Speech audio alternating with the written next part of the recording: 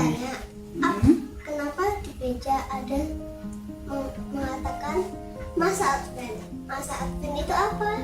Oh, ya, aku tahu. Apa Kak?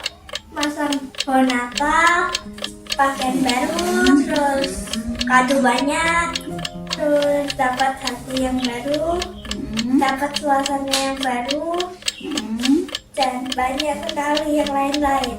Oh, oke. Jo, itu salah satu juga. Salah banyak. Enggak, itu sudah betul semua. Yang sebenarnya itu seperti itu gambarnya.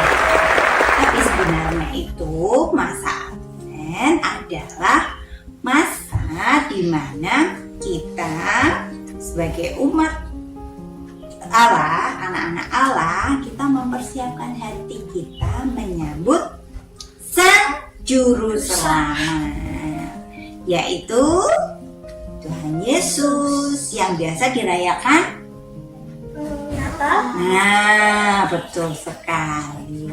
Jadi sebelum ada Natal itu ada masa Advent.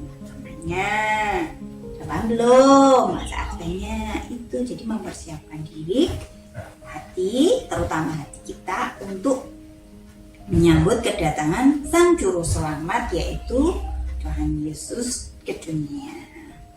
Mama ada cerita nih di renungan sini tuh tadi ada Mama baca nih tentang masa Advent yang pertama ini. Di situ dikatakan ada cerita seorang petani. Nah, pasti tahu kan kalian petani kerjanya di mana coba? Sawah. Sawah. Dia nanam apa, Dek? Padi. Oh, padi.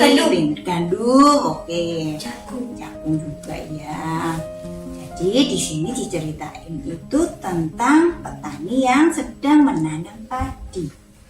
Jadi kalau petani itu menanam padi, masa panennya itu butuh waktu kurang lebih 3-4 bulan. Kenapa lama banget? Ya, iya dong.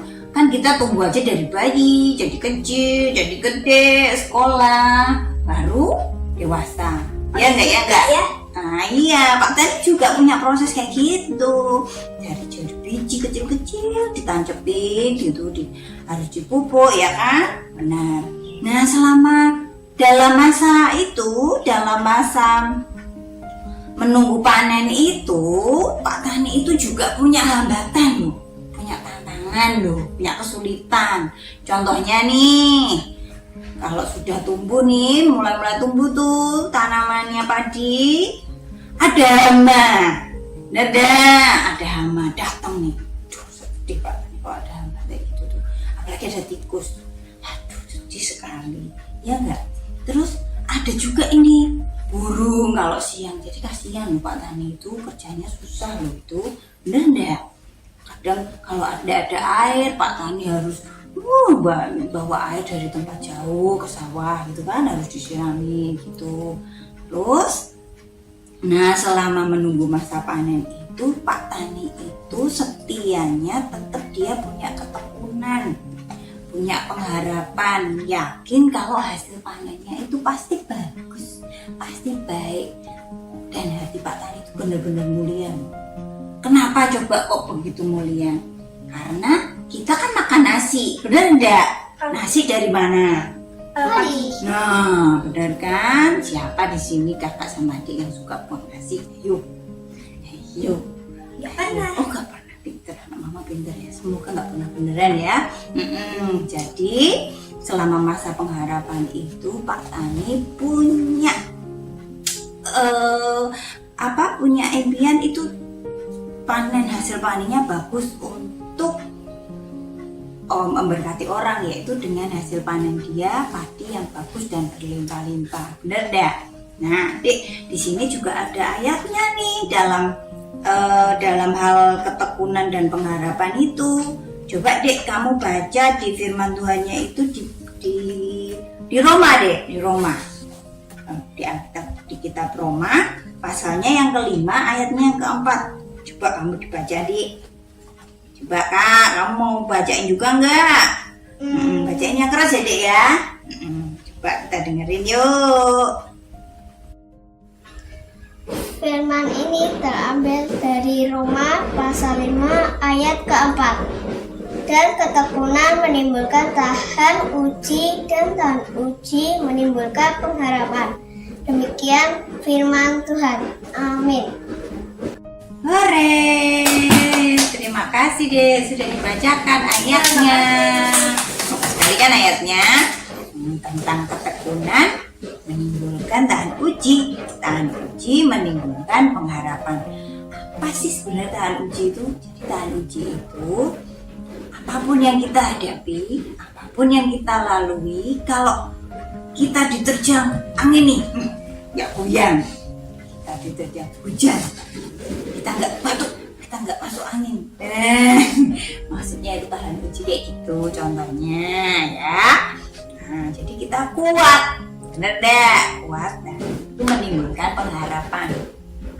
Ada satu ayat lagi nih di renungan yang mau baca di sini tuh dari Roma juga ayat 12 ayat 12 itu menyatakan bersukacitalah dalam pengharapan, sabarlah dalam kesesakan, dan bertekunlah dalam doa.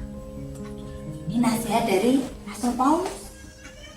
Kita tidak boleh lupa untuk tetap bersukacita dalam pengharapan.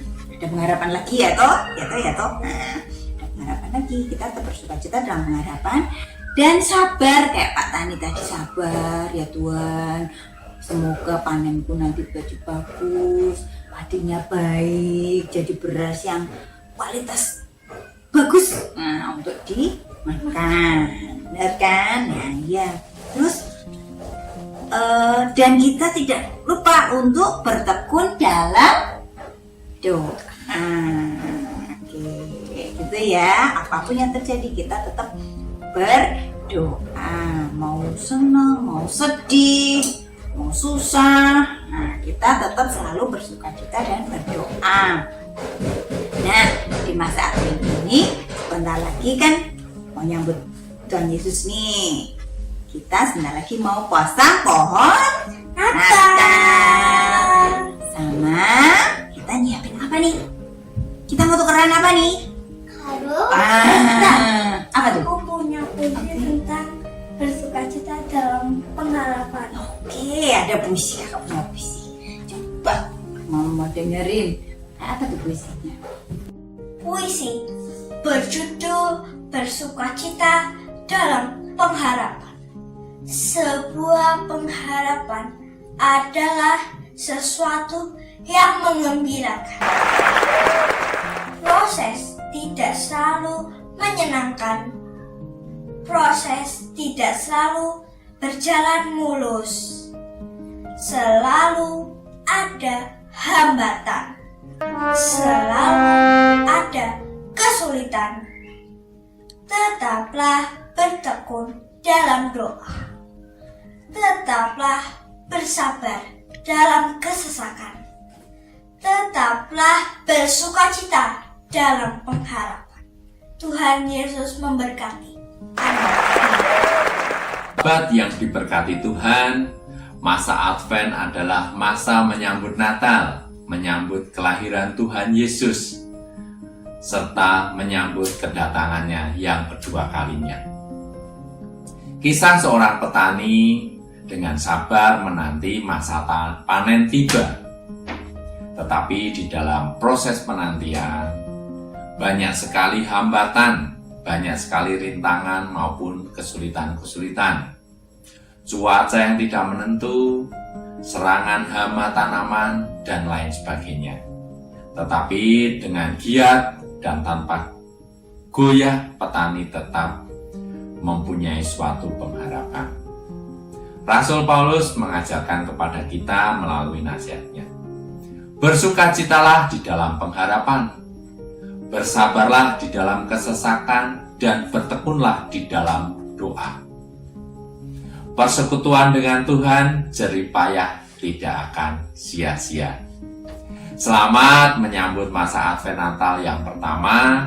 Kiranya Tuhan Yesus memberkati. Bersukacita di dalam pengharapan. Amin.